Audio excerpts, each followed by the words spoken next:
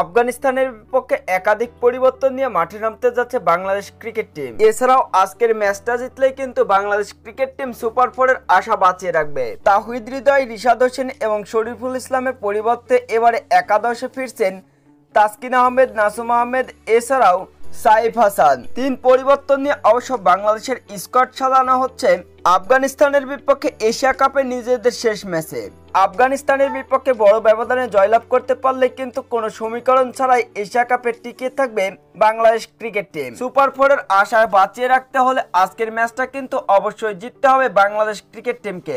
আফগানের বিপক্ষে আজকের ম্যাচটা জেতার পরে অবশ্য শ্রীলঙ্কা এবং আফগানিস্তানের ম্যাচের দিকে তাকিয়ে থাকতে হবে বাংলাদেশ ক্রিকেট টিমকে। বাংলাদেশ ক্রিকেট টিম যদি আজকের এই ম্যাচটা আফগানিস্তানের বিপক্ষে বড় ব্যবধানে জয়লাভ করতে পারে এবং আফগানিস্তানের বিপক্ষে শ্রীলঙ্কার ম্যাচটি যদি শ্রীলঙ্কান ক্রিকেট টিম তারা জিততে পারে, তাহলে বাংলাদেশ ক্রিকেট টিম চলে যাবে সরাসরি সুপার ফোরে।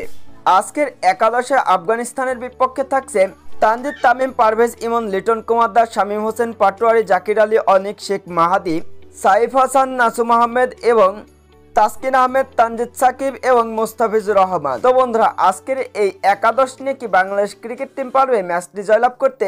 অবশ্যই কমেন্ট বক্সে জানাবেন।